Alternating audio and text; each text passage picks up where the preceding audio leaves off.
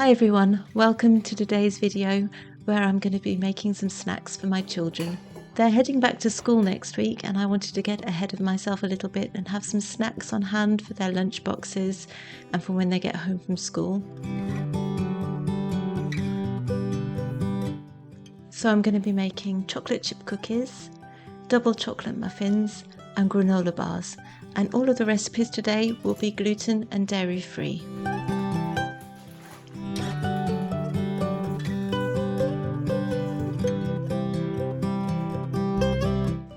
For these gluten-free chocolate chip cookies, I've used dairy-free butter that I've softened slightly.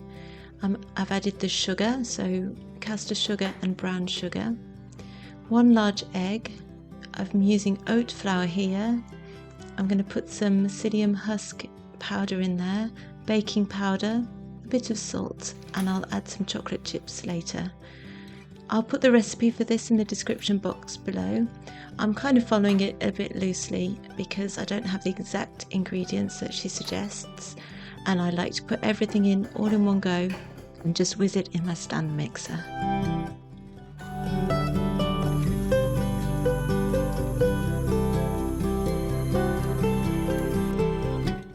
When the cookie ingredients are well mixed, I add the chocolate chips and just let it mix for a few more seconds, and then it goes into the fridge for a little while just to firm up. These double chocolate muffins are a favourite of my boys, and again I'll put the recipe in the description box below. Again, I'm making a few changes to the ingredients just so that I can use what I have to hand. So I'm using oat flour, I'm using caster sugar, psyllium husk powder, baking powder, salt, and then the cocoa powder, vanilla extract, 2 large eggs, dairy-free butter, and soy milk.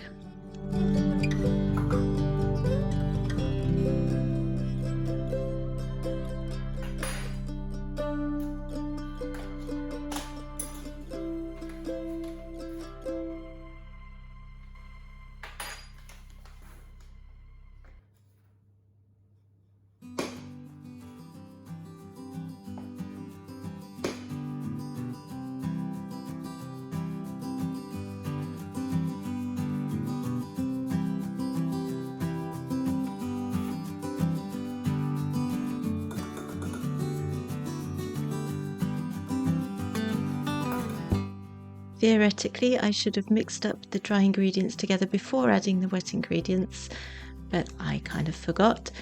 But it didn't matter, it was really easy to mix up at the end because there's so much liquid in there, and that's another reason why I like this recipe in particular, because it's so easy to mix.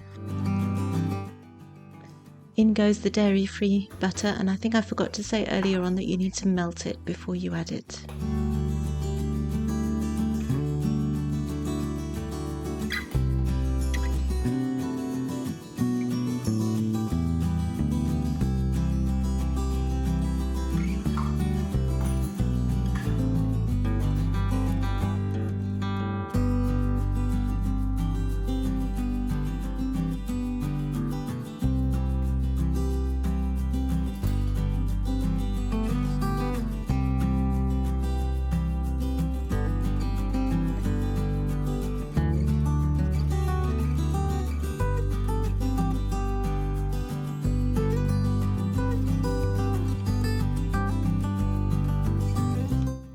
Look at that batter, doesn't that look amazing? So decadent, so chocolatey. I'm going to add the chocolate chips in a second for an extra kick of chocolate.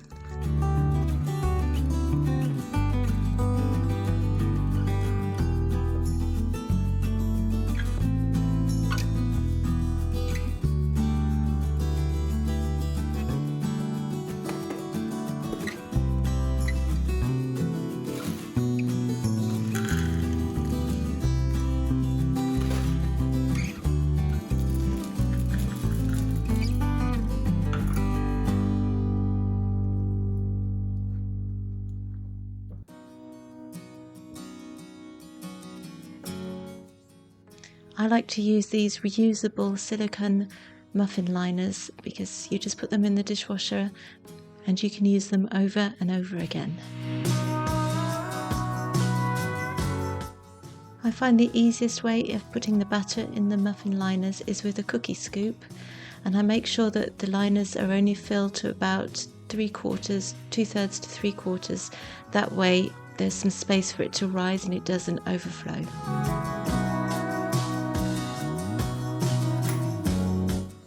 They go in the oven at 180 degrees Celsius for about 20 minutes.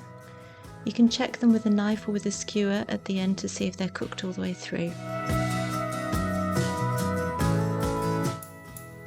Now we're on to a new recipe on the blog, gluten-free granola bars with peanut butter, chocolate chips and almonds. I love this recipe because it's so much healthier than shop-bought cereal bars, and there's a lot of protein in there with the eggs, with the oats, the nuts and the peanut butter.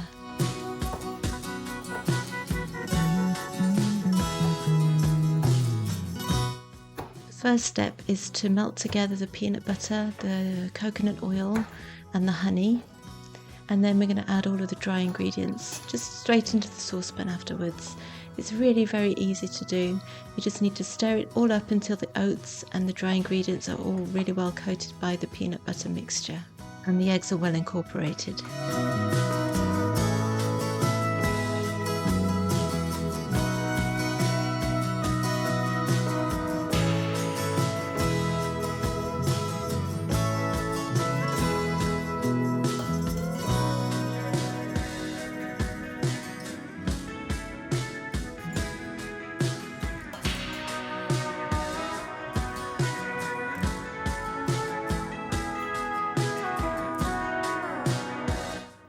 So I've chopped up almonds and pecan nuts here. You could also put them in a plastic bag and bash them with a rolling pin. That works well too, whichever method you prefer. And don't forget the pinch of salt, which makes all the difference in this recipe.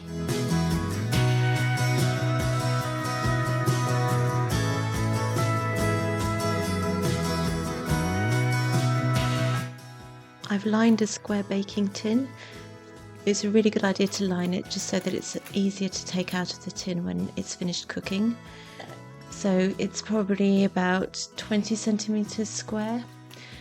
When you've put all of the mixture in the baking tin, press it down with the back of a wooden spoon until it's really compact. This is really important to have a good granola bar that's not going to crumble everywhere.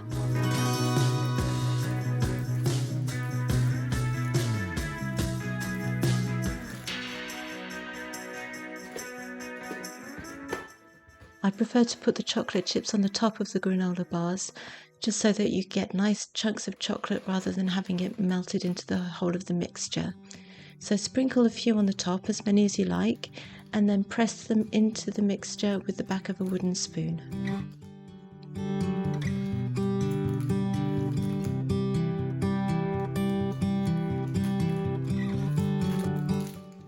And that's going to bake in the oven at 180 degrees Celsius for about 20 minutes. And when it comes out, it's nice and golden brown.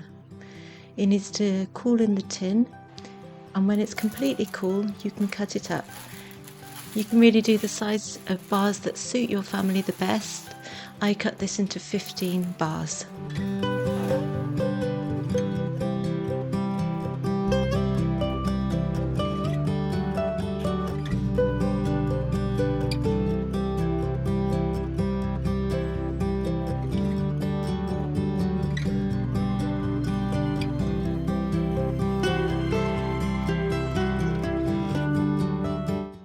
The cookie dough has been in the fridge for an hour or so, and now it's time to bake it. So I use a cookie scoop, the medium-sized one, and I've put about 6 balls of cookie dough on a baking tray. I put 3 chocolate chips on the top just for an extra little bit of chocolate, and it'll bake in the oven at 180 degrees for about 13 minutes.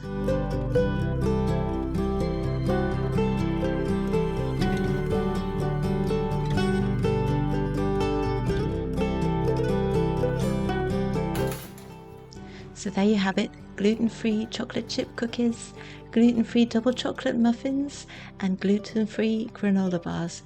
We're all set for back to school. I hope I gave you some ideas for some snacks. Thanks for watching and see you next time. Bye!